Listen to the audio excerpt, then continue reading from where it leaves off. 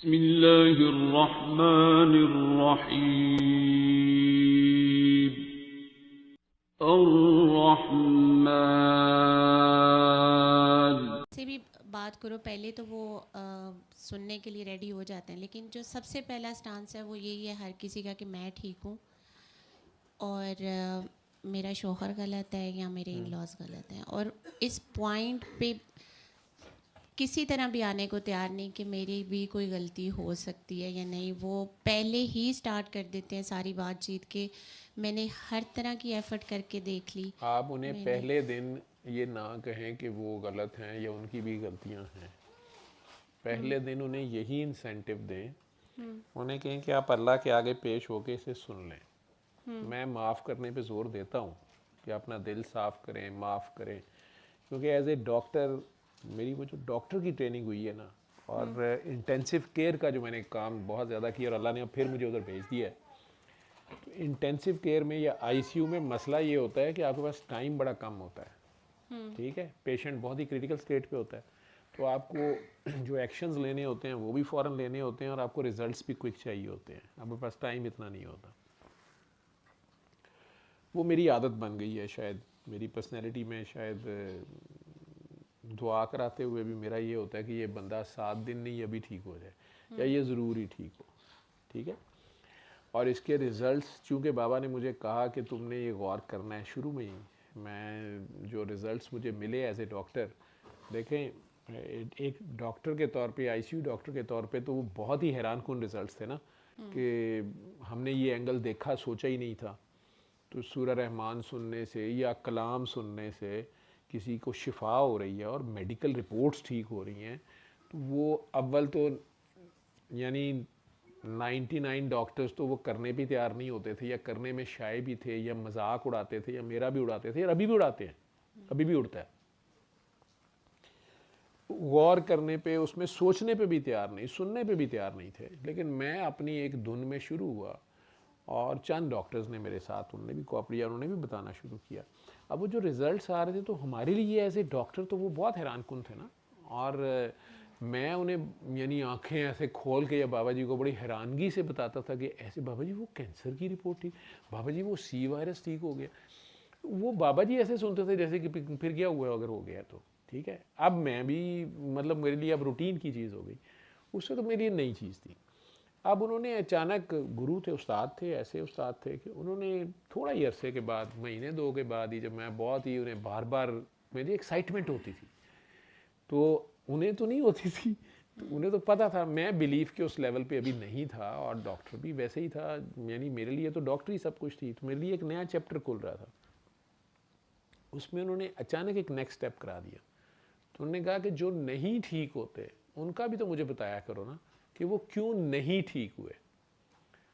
तो शुरू में मैंने ये एनालिसिस किया कि मैंने उन्हें दुआ से ही नहीं कराई। तो उन्होंने कहा कि जब एक ही घर के 3 बंदों को तुमने इकट्ठी दुआ कराई, वो 2 ठीक हुए, एक नहीं ठीक हुआ, दुआ में तो तुम्हारे मसला नहीं है। अब मेरे लिए, मतलब ये एक काउंटर उनका आर्ग्यूमेंट था। तो फिर मैंने अब और हल ढूंढना शुरू किया कि ये क्या बात है।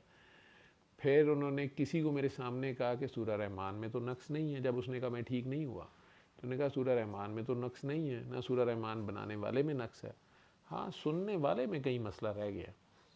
तो फिर मुझे समझ आई कि अच्छा, ये जो मरीज़ होता है, ये कोई मेडिसिन लेने में या परहेज़ करने में या जो भी उसे बताया जा रहा है, तो उनकी अल्फाज पे भी गौर करना शुरू किया कि वो कहते हैं दिल साफ़ करो। मैं तो आगे फर्दर डिस्क्रिप्शन बोलना शुरू कर देता हूँ कि सबको माफ़ करें दिल, वो एक टर्म सिर्फ कम ही बोलते थे, ज़्यादा डिस्क्रिप्शन में जाते नहीं थे, कभी कभार बोल भी देते थे लंबा। लेकिन दिल साफ़ करो, तो जो करना चाहेगा वो सोचेगा तो सही, आंखें बंद करेगी कि दिल को कैसे साफ़ करना है, मेरे दिल में क्या गंद है, क्या चीज़ दिल में नहीं होनी चाहिए। तो होते तो वो बुत ही हैं मुख्तलिफ।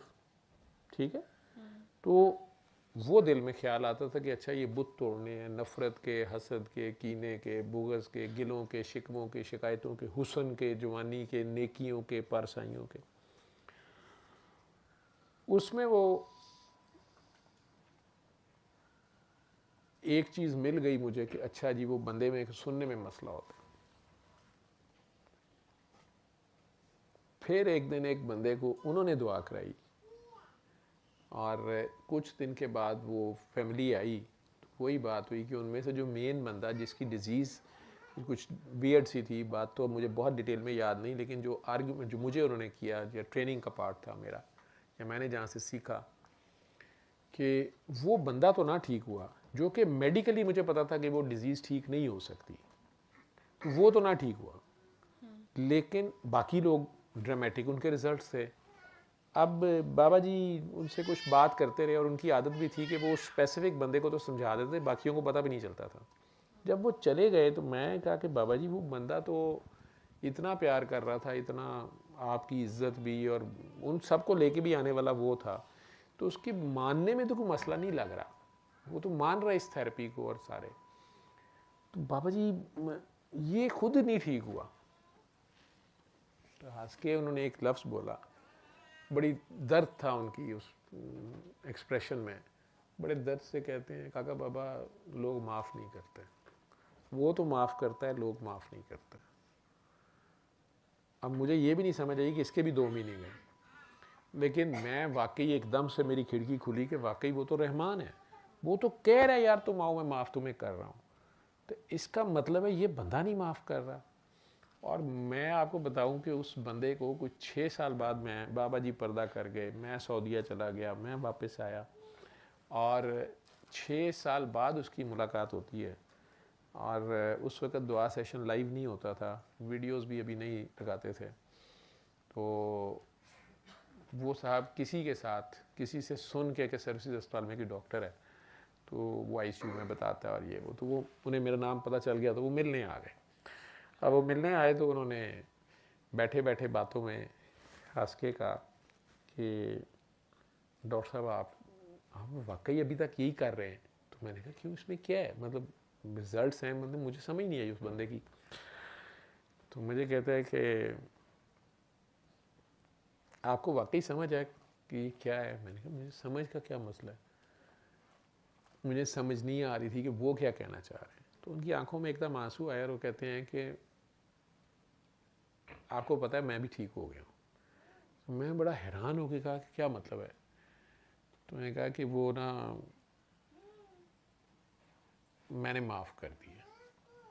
तो मैं किसको माफ़ कर दिया। तो फिर उन्होंने वो डिस्क्राइब किया कि असल में बाबा जी ने तो कहा था दिल साफ़ करो, फलां करो, ये करो, मैं सबको लेके भी आया था, लेकिन मैं ख़ुद नहीं माफ़ कर सकता था। तो मैं कहता माफ़ नहीं मैंने करना, ठीक है।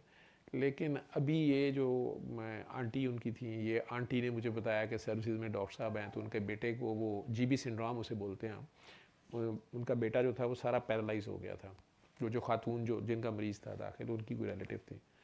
तो इन्होंने जब बताया कि वो बच्चे को सूरह रहमान सुनाई है, वहाँ को डॉक्टर साहब फ़ौरन ही ठीक हो गया। तो मैंने कहा कौन डॉक्टर है, तो उन्होंने आपका नाम लिया, हुलिया बताया, तो मुझे पता चल गया ये वही डॉक्टर साहब हैं। तो मैंने सूरह रहमान सुननी शुरू की और मैंने वाकई दिल साफ़ किया। मुझे ये समझ आई कि बाबा जी का उस वक़्त मेरा ख्याल था कि बाबा जी का जो कमाल है, बाबा जी ने उन लोगों को बाकियों को ठीक कर दिया और मुझे नहीं ठीक किया। लेकिन मैं ये मानने पे तैयार नहीं था कि मेरे माफ़ करने से भी एक काम हो सकता है। लेकिन इस मरतबा मैंने दिल साफ़ करके सुनी तो मैं ठीक हूँ। अब एक मीनिंग इसका ये था, मैंने भी अपने कुछ पेशेंट्स को जो नहीं ठीक होते थे उन्हें कहना शुरू कर दिया कि नहीं आप माफ़ नहीं कर रहे, आप जिनका पानी कड़वा होना, मैं कहना आपके दिल में गुस्सा है, नफरत, उन्होंने मान भी जाना। लेकिन कुछ मरीज़ ऐसे मेरे सामने रोए या ऐसे पिटे या कि जनाब मेरा मसला ही कोई नहीं, मैंने सबको माफ़ कर दिया, मेरे दिल में किसी के लिए गुस्सा नहीं है, कोई बात ही नहीं है, ऐसी बात ही नहीं है, लेकिन मेरा मसला क्यों नहीं हल हो रहा। तो फिर बाबा जी तक दौड़ थी मेरी। तो मैंने इसी तरह केसेस डिस्कस उनसे करता था और मुझे आज तक याद है कि वो काकी जी थी एक, उनको गोली लगी थी और उनकी रीढ़ की हड्डी में लग गई गोली डाकुओं ने वो डकैती के दौरान, तो वो पैरालाइज हो गई निचला था। बहुत ही अच्छी रूह, बड़ी प्यारी भी, बेबी उनका छोटा सा। मैंने बड़ा डूब के दुआ भी की और मेडिकली मुझे पता था कि ये कॉर्ड सेक्शन है और ये नहीं हो सकता, लेकिन दुआ मेरा बन रहा था कि ये दुआ से ठीक होंगी। उनको वैसे तो ओवरऑल बहुत फ़र्क पड़ा उनकी स्पिरिट्स पे, लेकिन उनका फालिज निचला धड़ जो था वो मूव नहीं किया। तो मैंने बाबा जी से फिर बात की, तो बाबा जी स्पेशल इत्तेफाक आए और उनको मिले भी, उनकी नब्ज़ पे उन्होंने दुआ की और कहते हैं मैं तो सिर्फ देखने आया हूँ। उन्हें कहते हैं मैं देखने आया हूँ कि वो कौन सी हसीना है जिसने मेरे काके की आंखें खोल दी हैं। मुझे नहीं पता, और ये तो आंख उठा के नहीं देखता किसी को, तो ये तड़पी जा रहा है उस दिन से, काकी काकी काकी काकी। मैं अब जो मैं तो वो केस डिस्कस कर रहा था, लेकिन लगे हुए उसका मियाँ साथ में, क्या बाबा जी माँ कुट पवाणगे मैनू। लेकिन खैर कह क्योंकि आगे, लेकिन मरीज़ ठीक नहीं हुआ। और मैंने कोई महीने डेढ़ बाद वो एक बार फिर फॉलो अप चेक कराने आए, छुट्टी हो गई थी, वो वापस आए, तो वो बेचारी व्हील चेयर पर थी और उसे कोई फ़र्क नहीं था। तो मैंने बाबा जी को जिक्र किया कि बाबा जी वो पेशेंट नहीं ठीक हुआ। वो क्यों नहीं ठीक हुआ? तो कहते हैं तुम्हारे पास उसका नंबर है? मैंने कहा नहीं जी। कहते यार वो आगे चलो, बस दुआ करो, सारों ने हमारे से नहीं भी ठीक होना होता। ठीक है, चंद दिन के बाद सेम केस इसी तरह कॉर्ड सेक्शन का आया, उसको गोली लगी थी। हम कह सकते हैं कि डॉक्टर्स ने उसको जल्दी डील किया या क्या किया, लेकिन वो ठीक हो गया। ठीक है, अब मैं फिर बाबा जी के पीछे, बाबा जी वो तो ठीक हो गया। बाबा एक आया था, वो देखे इतनी उम्र में भी उसको चोट लगी, कमर की हड्डी टूटी, ये हो गया, कॉर्ड उसकी कट गई थी नीचे, ये था वो था।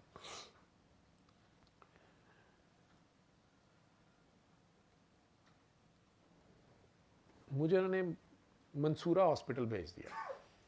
मुझे कहते हैं कि मंसूरा हॉस्पिटल जाओ, इस नाम का मरीज़ है, एक लेडी डॉक्टर साहिबा हैं, उनका भाई है, तो तुम सोशल सिक्योरिटी जाते हो, तो साथ ही मंसूरा हॉस्पिटल था नवाज शरीफ के। तो मुझे कहते हैं कि तुमने ना उसको दुआ करानी है और उसको सारे गाइड करना है और मुझे रिज़ल्ट्स चाहिए।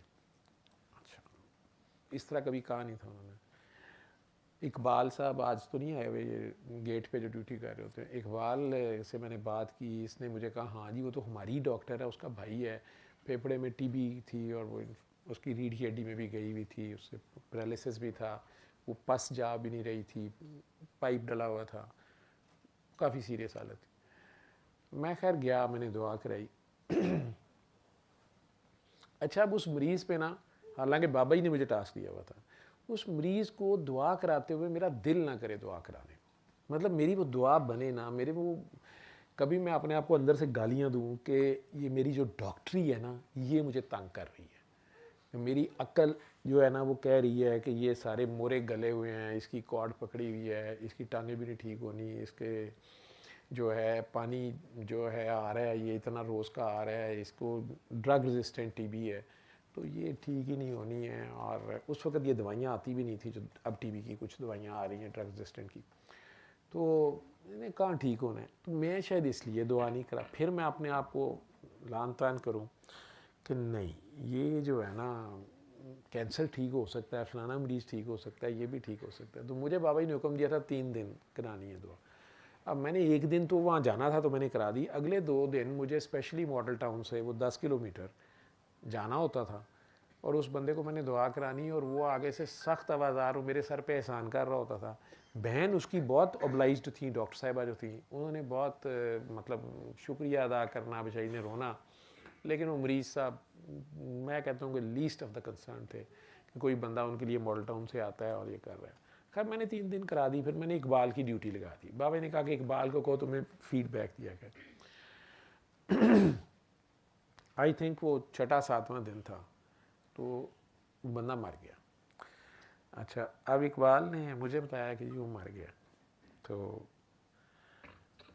कुछ दिन बाद बाबा जी अचानक एक दिन मुझे कहते हैं कि वो काका बाबा वो मरीज़ का क्या बना? मैं क्या बाबा जी वो तो मर गया। तो कहते वो क्यों नहीं ठीक हुआ? अब मैं क्या पता नहीं बाबा जी क्यों नहीं ठीक हुआ। कहते तेरे अपना क्या था ख्याल? क्योंकि कई लोग जो दुआ कराते थे वो माशाल्लाह बाबा जी को उन्हें विजन्स होते थे, उन्हें कई लोगों की खुद से विजन हो जाती थी, उन्होंने कई बातें बोल देनी। मैं तो बिल्कुल ही एक बोना बन के बीच में बैठा होता था कि पता नहीं, मुझे तो पता नहीं है दुआ का, और ये तो इतनी ये तो नज़र आता है। तो वो बातें जब डिस्क्राइब करते थे तो मैं तो हवन्नक बैठा होता था बीच में। बाबा जी ने मेरे से अकेले में जब भी बात करनी तो वो उन्होंने कभी भी ये ना कहना कि तुम्हें नज़र आता है नहीं, मैंने बल्कि उनसे कहना बाबा जी मुझे क्यों नहीं नज़र आता। तो उन्होंने हंस के कहना कि बाबे को भी कुछ नज़र नहीं आता, तू मेरी तरह का। मैं इस गोली में कुछ देर तो रहा, लेकिन एक आध बार मैंने उन्हें पकड़ लिया कि आपको कैसे पता चला है फिर। तो बहरहाल उस केस का मुझे बड़ी अच्छी तरह पता है कि वो एक दिन उन्होंने मुझे कहा कि तुमने ना फारूक हॉस्पिटल में जाना है और वहाँ इस नाम का मरीज़ है और उसको दुआ करानी। मेरी दौड़ें लगवाते रहते थे इस तरह की, तुमने उधर जाना है, उधर दुआ कराओ। मैंने ना इसी तरह कहा, मैं क्या बाबा जी वो मर गया, मैं 3 दिन जाता रहा हूँ, ठीक है। तो अब मेरी भी इसी तरह मैं क्या बाबा जी हीरा मंडी आप बैठे हुए थे, वहाँ आप कहते थे काकी के पाँव को देखो तुम ठीक हो जाओगे, उनके टेस्ट नेगेटिव हो जाते थे, ठीक है, या किसी के गुर्दे ठीक हो जाते थे, किसी का काला जरकान ठीक होता था। फिर आपने कहना शुरू कर दिया जी ये नूरजहाँ का हाड़ा वे सुनो तुम ठीक हो जाओगे, ये शाम कलंदर सुनो, चलो धमाल लगाओ ठीक हो जाओगे। तो अब आप कहते हैं सूरह रहमान सुनो ठीक हो। मैं कह जी इन सारों में कॉमन चीज़ आप है, तो चक्कर तो सारा आप चलाते हैं। तो मैं कहा बाबा जी जब आपको पता होता है इसने ठीक होना है इसने नहीं ठीक होना, एवं मेरी दौड़े लगवाते रहते हैं उधर जाओ, मैं अभी लड़ पड़ा अपनी तरफ से या लाड में कह लें या कुछ। तो मैं कहा बाबा जी अब मैं चला जाता हूँ, लेकिन आपको पता तो होएगा उसने ठीक होना है कि नहीं होना। बाबा जी जो है ज़्यादा चौड़ नहीं होने देते थे, मुझे कहते ज़रा बातें नहीं करो, चाह रहा है तो जाओ नहीं तो मैं किसी और को कह दूँगा। तो मैं खैर चला गया, उस काकी को भी दुआ कराई, वो जो भी थे केस। अब उधर भी हुक्म था कि उनसे राब्ते में रहा करो, फ़ोन नंबर लो दो, और बाबा जी को फीडबैक भी देना होता था। खैर वो काकी ठीक हुई, वो फारूक हॉस्पिटल में जो थी, लिवर कैंसर था उन्हें और बोन में चला गया हुआ, तो पेन बड़ी करता, तो उनकी पेन बड़ी ड्रामेटिकली ठीक हुई। अब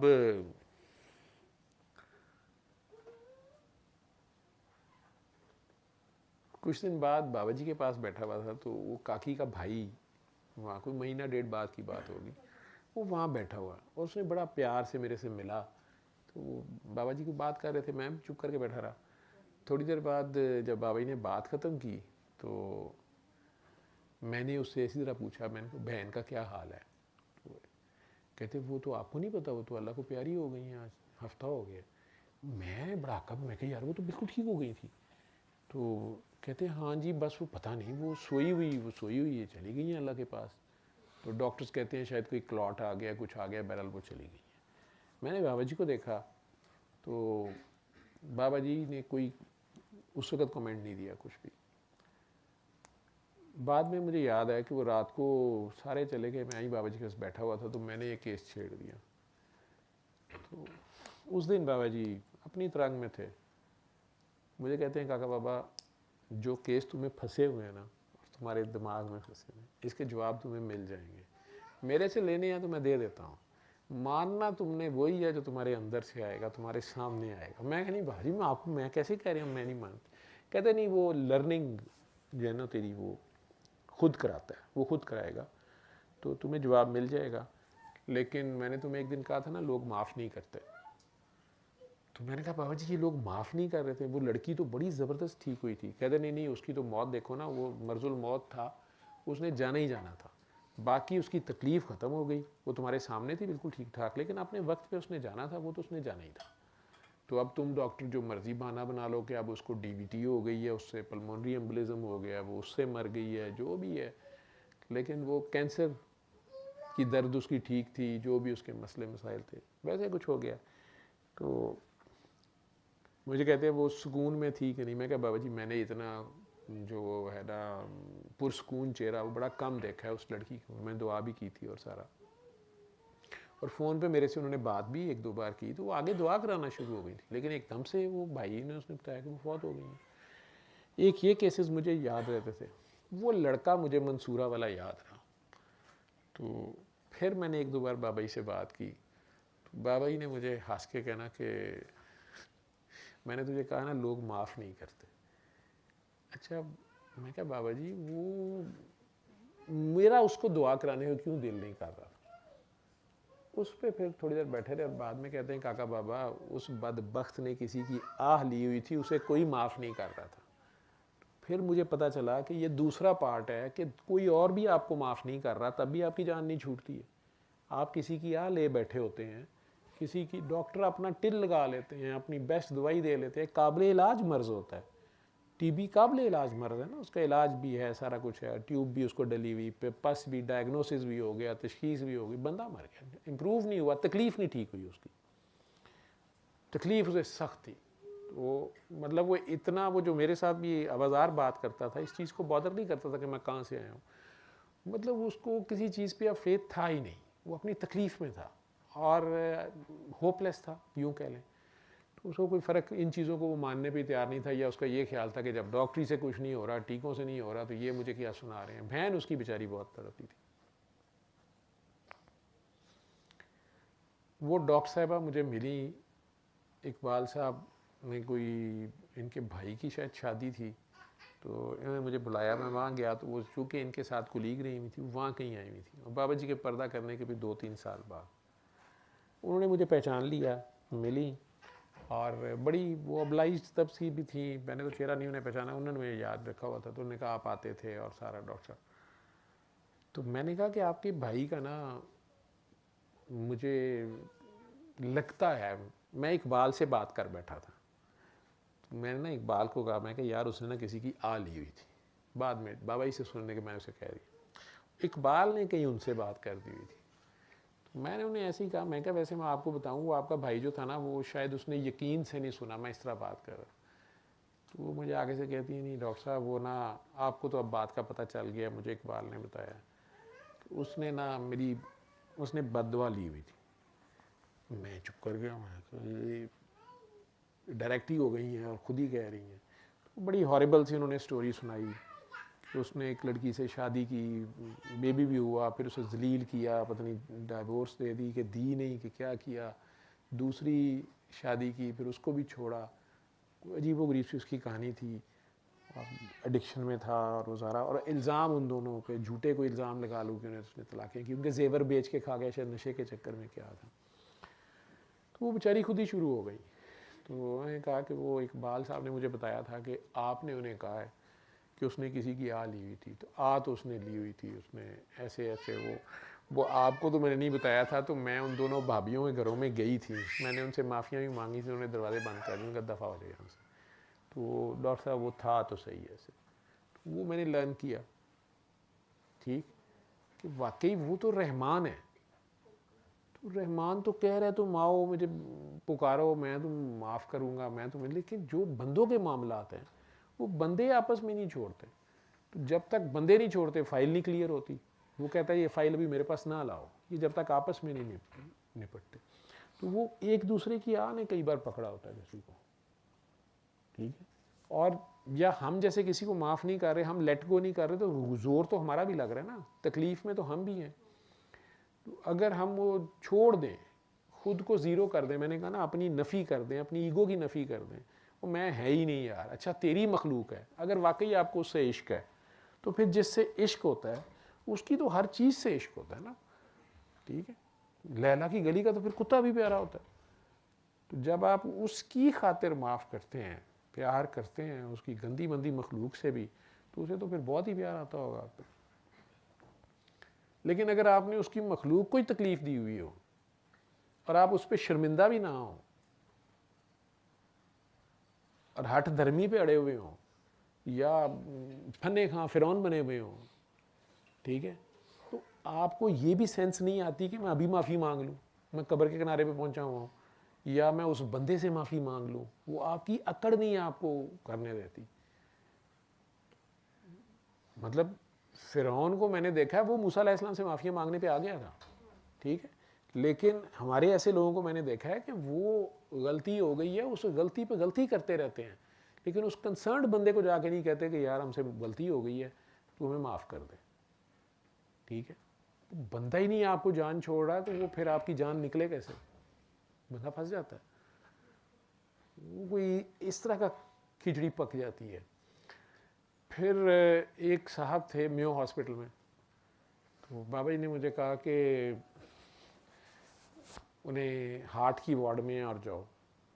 तो अच्छा मैं गया तो उन्हें पेन होती थी हार्ट की बहुत ज़्यादा, लेकिन डॉक्टर्स ने मुझे कहा, जो ड्यूटी पे डॉक्टर्स थे, उन्होंने कहा यार इसे पेन होती होगी, ठीक है, हमने इसकी एंजियोग्राफी की है, इसका ना तो बाईपास हो सकता है, और स्टेंट्स तो उस वक्त अभी बहुत कम होती थी यूज़।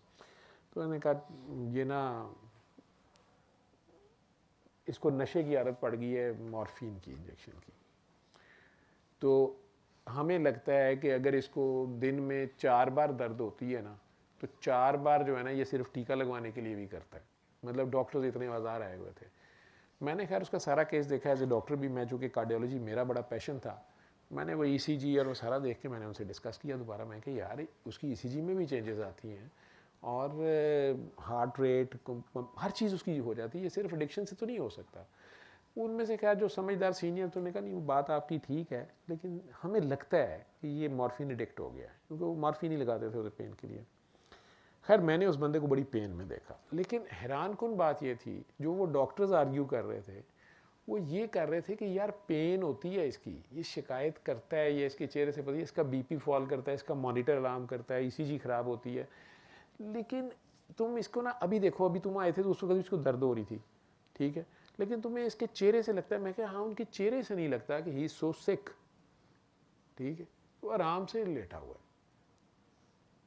मैं हो के आ गया, उनकी पल्स में मैंने दुआ भी की। उस बंदे ने बड़ा हंस के मुझे यूं करके, और मैंने कहा पानी पिया, मैंने कहा अच्छा पानी लिया।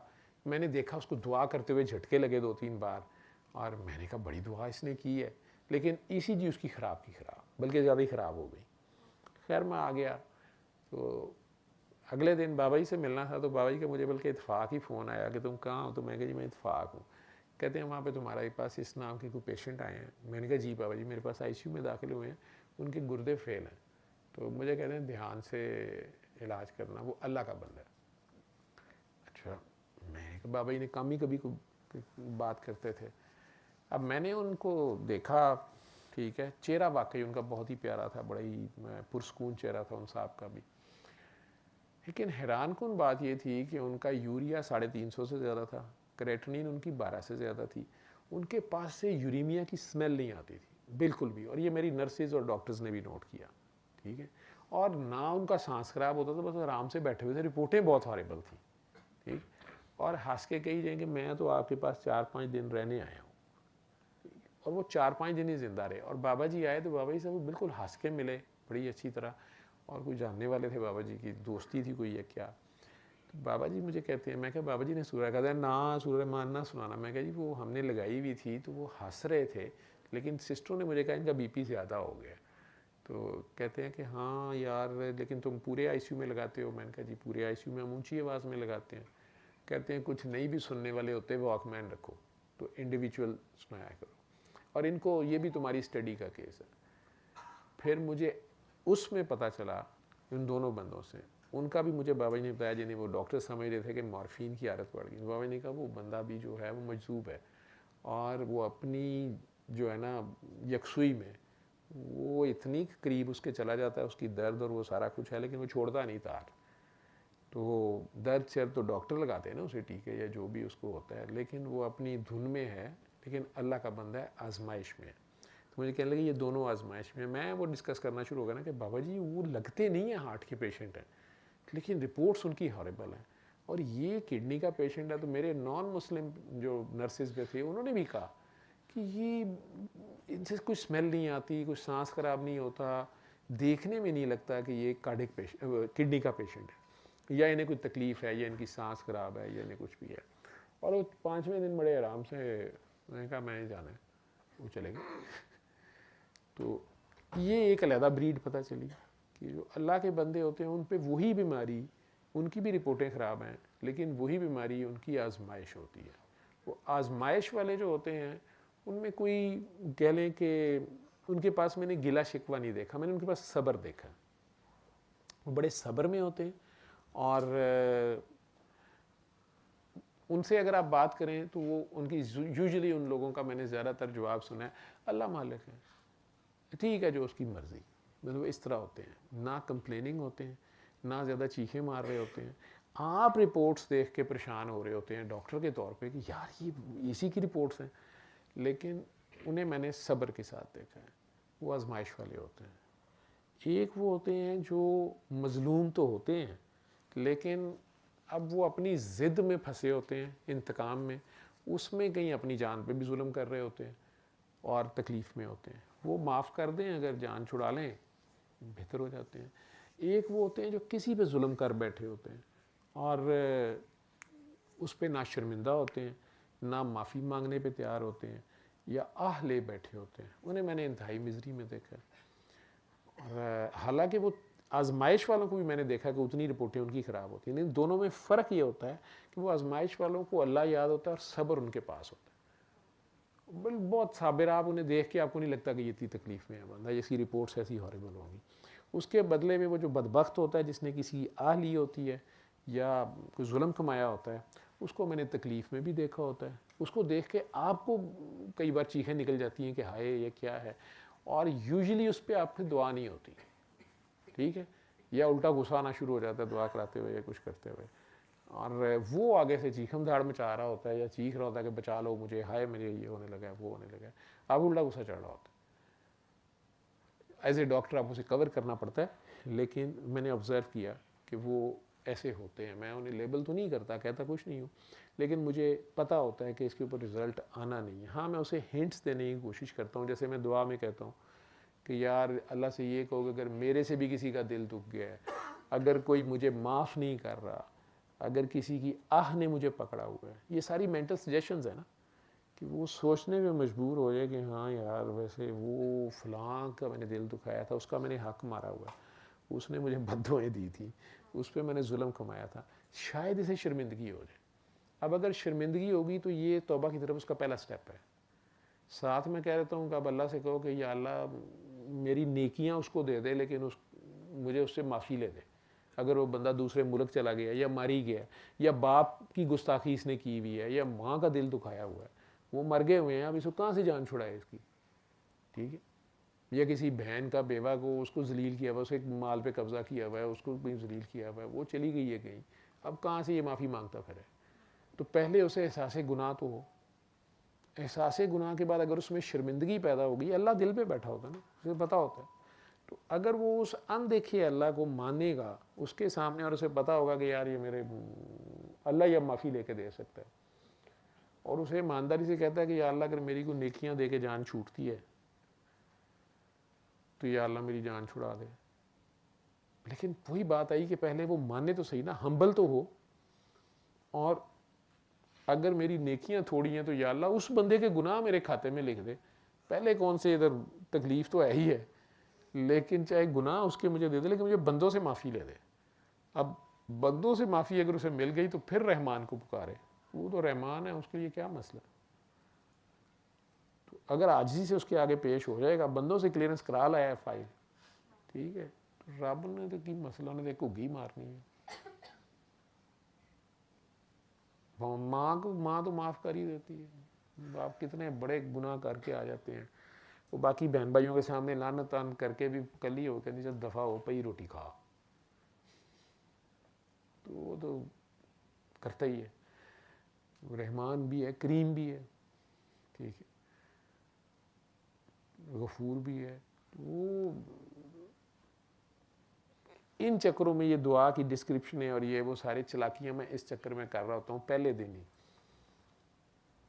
और कई मेरे पुराने जो बाबा जी के सीनियर लोग हैं, जो बाबा जी साथ रहे हुए हैं, वो कई बार चिढ़ के मुझे कहते हैं कि यार तेरा तो बस नहीं चलता, तू पहले दिन ही घोल के उन्होंने गले 'च पा ले, इन्होंने पीछे पीछे फिरन दिया कर, इन्हें खुद अखरोट तोड़ने दिया करो, इसको अखरोट कहते हैं ना, अंदर इनकी खोपड़ी टूटने दिया करो, ठीक है, इनका अखरोट टूटे ना, अंदर से मगज़ निकले इनका, तो फिर ये मगज़ अपना खाएं खुद। कहते ना तो भाजी तो बड़ा मगज़ ही खाए, ठीक, बड़ी वो है, बड़ा दिमाग है उसका, तो फिर शायद इन्हें बात की बात समझ आए कि ये क्या कर रहे हैं, ये अल्लाह को इल्ज़ाम दे रहे हैं, कसूर इनका अपना है। कहानी इसके पीछे ये है। अगर आप दुआएं करा रही हैं तो परेशान ना हुआ करें, वो आपकी दुआ कराने में मसला नहीं होता, ठीक है। वो आगे वैरायटी मुख्तलिफ तरह के लोग बैठे होते हैं, उन्हें भी आप जजमेंटल ना हो, आप कैटेगराइज ना करें। मैंने अगर ये चंद चीज़ें बोली वो इसलिए बोली हैं कि वो आप लोग परेशान ना हो। फिर मुनाफिक भी होते हैं कई, ठीक है, वो आपका सिर्फ तमाशा लगाने के लिए। मुझे अगले दिन एक बंदे ने कहा, रोज़ रात को 2-3 बजे फ़ोन कर देता, 2-3 दिन फ़ोन करता रहा, फिर हफ्ता गायब रहा, फिर हफ्ते बाद फ़ोन किया उसने। फिर मुझे कहा डॉक्टर साहब मैं तो नहीं ठीक होया। मैं कहा जी आप मुझे माफ़ कर दें, क्योंकि मुझे उस दिन अभी तपसी चढ़ी। मैं कहा यार इसको रात के 4 बजे तकलीफ़ होती है, सारा दिन ये फारिग होता है, तो इन्हें इस टाइम ही फ़ोन करना होता है। तो मैं उसे कह रही, मैं कह जी आप पैसे वापस ले लें। तो उसे हंस पड़ा। तो नहीं डॉक्टर साहब, वो असल में मैं आपको एक बात बताऊँ। मैं कह जी डॉक्टर साहब आप वाकई डॉक्टर हो गए, आपको यकीन है कि इस तरह मरीज़ ठीक होते हैं? मैं कहा यार मैं अब रात के 4 बजे तो डिस्कशन तो नहीं कर सकता, लेकिन कोई दिमाग मेरा ख़राब है तो मैं आपका फ़ोन सुनता रहा हूँ। कहता एक्चुअली जो ना मेरे ऐसा मसला कोई नहीं है, तो मैं पता नहीं फ़लाँ मीडिया से हूँ। तो मैं कहा ये डॉक्टर साहब ने की एक वखरा ही सप छड़िया है। तो एक तो मैं आपकी हिम्मत को दाद देता हूँ, आप सोते किस टाइम है? मैं तो मैंने ज़रूर सो आके छड़ना है, ठीक। नहीं आप मैं वो आपको बताऊँ, मुझे कोई मिग्रेन शिग्रेन नहीं है, मुझे कोई सर दर्द नहीं है। तो वो मैं ना आपको ज़रा चेक कर रहा था। तो मैं कहा फिर आपने तो सूरह रहमान सुनी भी नहीं होगी। कहते नहीं मैं खुद पढ़ता हूँ, मैं हाफ़िज़ कुरान हूँ। मैं कहते तेनू सलाम है, क्या कहना है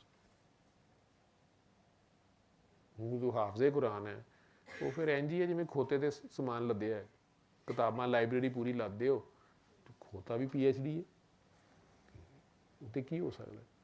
तो अगर तुम्हारा खुद उस पर बिलीफ ही नहीं है, अगर एक डॉक्टर, चलो एक फरंगी तालीम याफ्ता बंदा वो दाड़ी दे बगैर किसी मजहब के बगैर किसी हिफज दे वो जो कह नहीं लग पाया, चलो कुरान शरीफ के एक सिपारे की गल कर लग पाया, तू तो खुश होया कि साड़ी किताब की गल हो रही है। उन्होंने भी चैक करी जा रहा, तो रात के 4 बजे उन्होंने भी 8वां-10वां दिन कहना मैं तो नहीं ठीक होया, वाकई ठीक होंगे कि नहीं, मेरे भी ईमान को चैक कर रहा है या टीका लगाने की कोशिश कर रहा है। तो ये इस तरह के भी लोग मिल जाते हैं, उनके नसीबे में हिदायत नहीं होती। लेकिन आपने नहीं किसी पे जजमेंटल होना होता, लेकिन मिल जाते हैं ऐसे, ठीक है। और फिर कई ऐसे भी होंगे, एक और भी हैं, मुझे नहीं समझ आती वो किस खाते में आएंगे, वो वाकई उनकी कोई प्रॉब्लम होती है, ठीक, उस प्रॉब्लम को वो सफ़र कर रहे होते हैं, आप उन्हें बताते हैं, वो सुनते हैं, 7 दिन करते हैं, वो बिल्कुल ठीक नहीं होते, ठीक है। या कोई बंदा है वो कहता है डॉक्टर साहब मेरी नज़र चली गई है, ठीक। इंग्लैंड में एक साहब है, वो हाफ़िज़ कुरान भी है, नाबीना है हो गए, तो सुनी 7 दिन, तो मुझे फ़ोन करे कहते हैं कि डॉक्टर साहब मैं तो बड़ी आस से सुनी थी, लेकिन मेरे अल्लाह को जो मंजूर, तो मैंने आपसे एक बात कहनी थी। मैं क्या मुझे इजाज़त है मैं आगे बताऊं? मैं कही बिल्कुल इजाज़त है, इसमें किसी की इजाज़त लेने की ज़रूरत नहीं, आप किसी को भी बता सकते हैं। लेकिन यूजुअली रिज़ल्ट्स मतलब लोग सुनेंगे आपको तब जब आप कहेंगे कि यार मुझे ये था, तुम ये कर लो, तो आप क्या बताएंगे, ठीक है। कहते हैं डॉक्टर साहब मुझे थोड़ा सा तो नज़र आता ही है ना, तो वो मैं उन्हें कहूँगा कि मुझे नज़र आना शुरू हो गया, लेकिन मुझे बताने दें प्लीज़। वो मैं कहा भाई प्लीज़ की गल नहीं, मेरे अब्बे वाली है, तू भी दस, ठीक है। और वो अभी तक बता रहे हैं, अब वो उन्हें कोई फ़र्क नहीं है, तो मुझे वो अल्लाह का कोई बंदा ही लगता है, ठीक। और मुझे शौक़, अगर चंद लोग हैं जिन्हें मुझे मिलने का शौक़ है कि अगर मैं भी कहीं मिलूँ, तो मैं अब इंग्लैंड तो जा नहीं सकता, तो मुझे यही है कभी पाकिस्तान आएगा तो मैं उससे मिलूँ, ठीक है। उससे एक मिलने का मुझे शौक़ है, क्योंकि जिस तरह वो केसेस डिस्कस करता है मेरे साथ, तो उससे मुझे अंदाज़ा होता है कि नहीं वो काम कर रहा है, पागलों की तरह काम कर रहा है। अब उसका अपना रिजल्ट तो कोई नहीं आया, लेकिन वो लगा हुआ बताना। ये डिफरेंट किस्म के लोग हैं, मैंने आप लोगों से शेयर कर दिए हैं जो मेरे हिस्से में आए। फिर कई ऐसे भी हैं जिन्होंने बाबाई से दुआ की और अब आप मिले और वो कहते हैं कि हमें समझ अब आई है बात की, या हमें बाबा जी पे इतराज़ था, ठीक तो हो गया, हमारा काम हो गया था, लेकिन हमें बाबा जी पे इतराज़ था, ये लड़कियां इनके ये हाथ क्यों पकड़ दी हैं, पाँव क्यों पकड़ दी हैं, या टांगें क्यों पकड़ के बैठी हुई हैं, या लड़कियां इनके पास ज़्यादा क्यों होती हैं। वही जो मेरे पे भी इतराज़ है। ये जो है गाने सुनने को क्यों कहते हैं, धमाल क्यों डलवाते हैं, कि असी फिर छड़ के चले गए कि गलत ही गए। अली हक पे इतराज़ लोगों को होता है कि ये शायद शिया कर लेंगे कि सुन्नी कर लेंगे, बस शिया कर लेंगे, हज़रत अली का नाम कहीं ना ले रहे हो। हालांकि क्लियर भी बाबा जी भी करते थे कि यार अल्लाह का नाम भी एक है तो इसको अल्लाह का नाम समझ के पढ़ो। लेकिन बहरहाल जिसके उन्होंने कईयों ने खुद ही एडमिट किया 12 साल 13 साल 15 साल बाद आके कि वो हमें ये ख्याल गुजरा, हमें वो ख्याल गुजरा।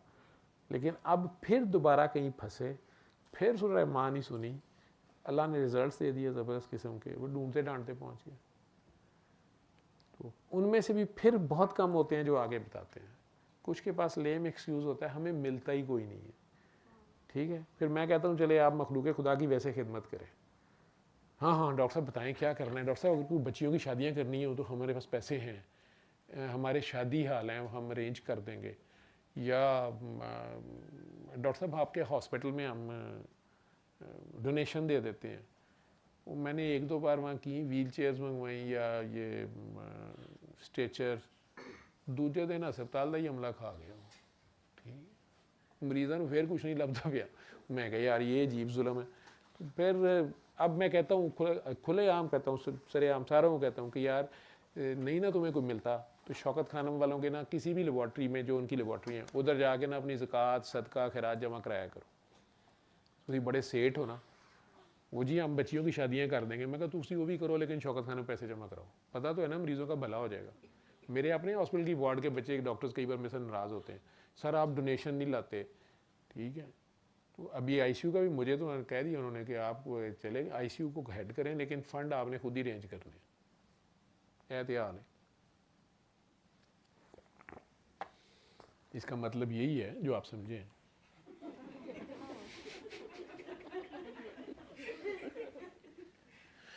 हाँ हम रिटायर हो 2 साल रह गए, आखिर जो मंगना भी पड़ेगा।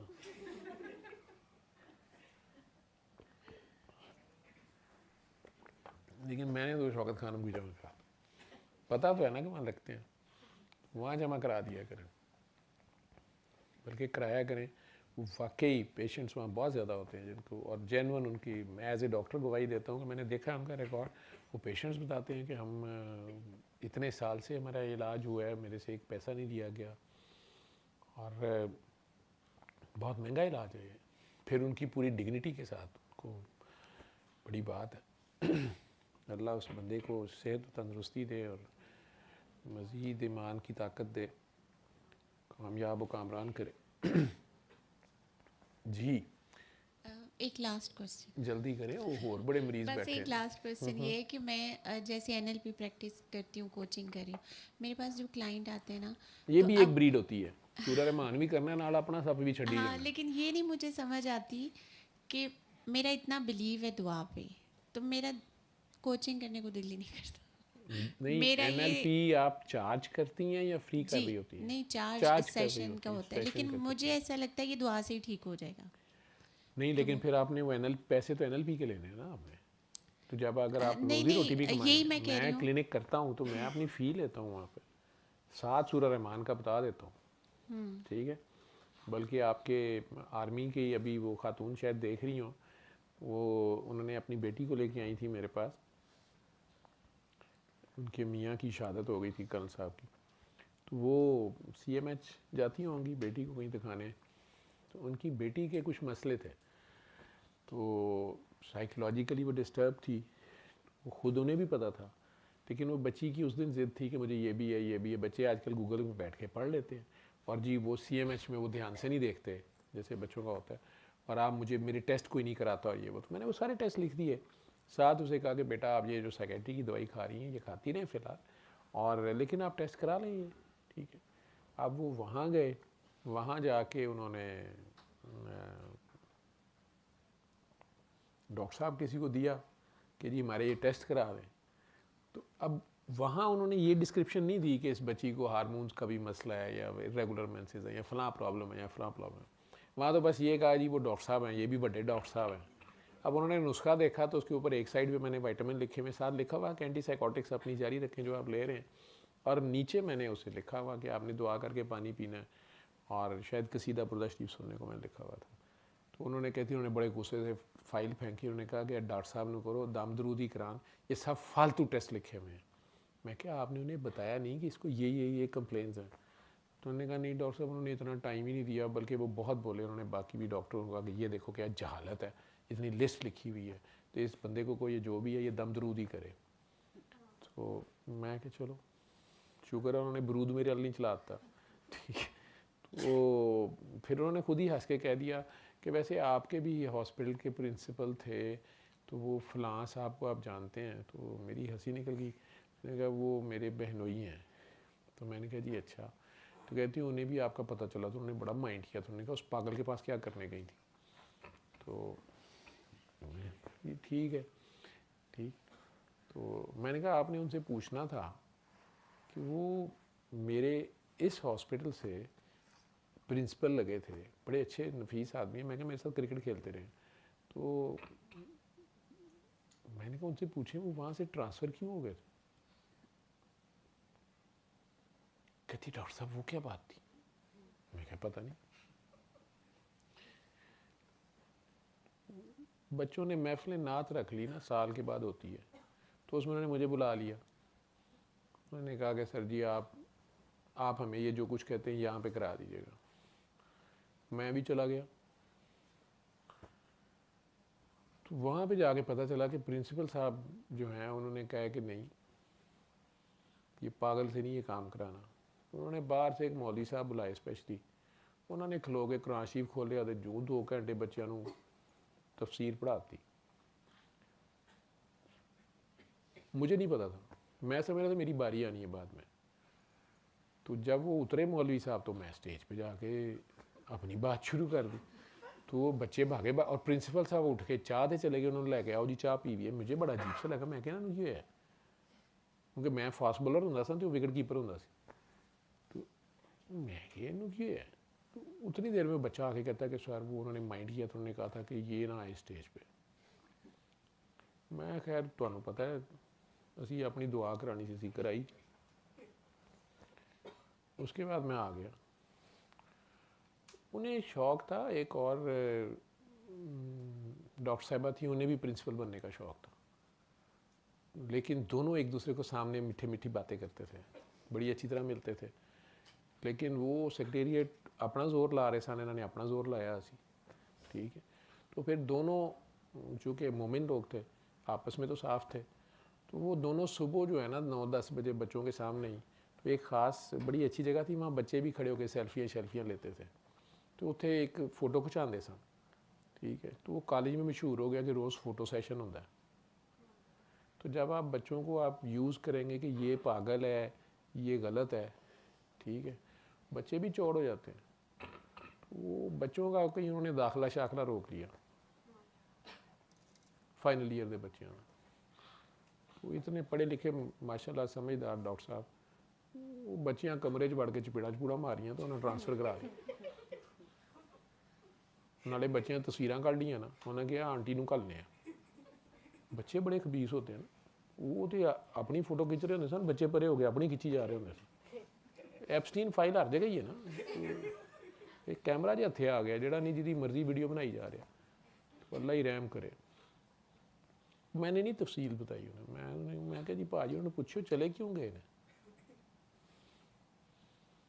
वैसे हम आए तो मेन कॉज था मेरी बेटी को पेंक्रियाटिस का वो हुआ। पेंक्रियाटाइटिस? छोटी है 11 इयर्स की अभी? हाँ जी, रिसेंटली उसको कोई छोटी सी को कैसे हो गया? अच्छा। 5 डेज पहले। तो ये उसको वो मम्प्स वगैरह तो नहीं निकले थे कान पेड़े? कुछ भी नहीं, या नज़ला जुकाम खांसी गला खराब कुछ दिन पहले हुआ? कुछ भी नहीं, फीवर वीवर नहीं हुआ पहले? कोई फीवर, अभी भी फीवर नहीं है। लेकिन मेडिकली ये है कि बिलीव मेरा बहुत ज़्यादा है इस चीज़ पे। तो अपने नॉलेज के मुताबिक तो हम सूरह रहमान ही सुन रहे हैं। आप दोनों ने सुन लेनी थी। हाँ, तो वो काफ़ी बेहतर हो रही है। तो बस आपसे थोड़ा सा पूछना था उसका, यही बस पानी वगैरह ही पिलाएं, क्योंकि और हम में से कोई ट्रीटमेंट नहीं दे रहे, सिर्फ घर में ही ट्रीट कर रहे उसको हैं। आप 3 बार अल्लाह पानी वाली दुआ करा रहे हैं बच्चे को? नहीं नहीं करके तो फिर उसको पानी पिला रही हूँ दम। उसको नहीं पिलाना, आप दोनों नहीं पानी पीना है। और हमने भी नहीं। पैंक्रियाटाइटिस अगर है, अगर पैंक्रियाटाइटिस माइल्ड है, वो डॉक्टर साहबान ने उसे हॉस्पिटल में नहीं रखा?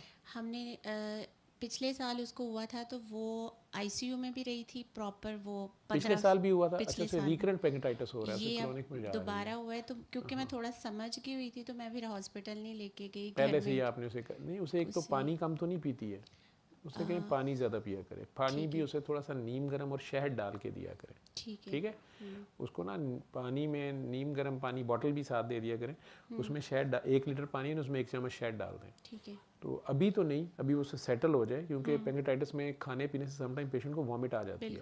अगर वो टॉलरेट कर रही है, दिस इज गुड। कुछ नहीं खा रही, बिल्कुल पानी पी रही है बस, और यहाँ पे कॉन्टिन्यूस पेन है लेकिन उसको बियर कर रही है आहिस्ता आहिस्ता।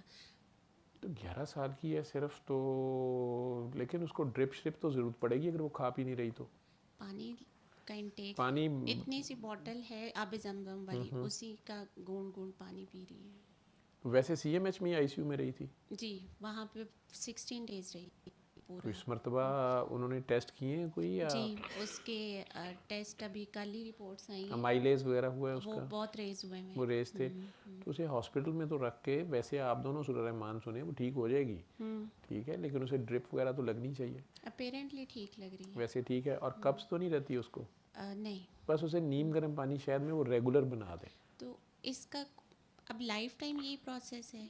नहीं नहीं, आपने बस पढ़ पढ़ के उसके ऊपर फूंकना नहीं है, आपस में दिल साफ करें, एक दूसरे को माफ़ करें। ठीक है, ठीक है, वो ठीक हो जाएगी। अब तो बालिग होने वाली है, उसकी फिक्र एथू छड़ दो।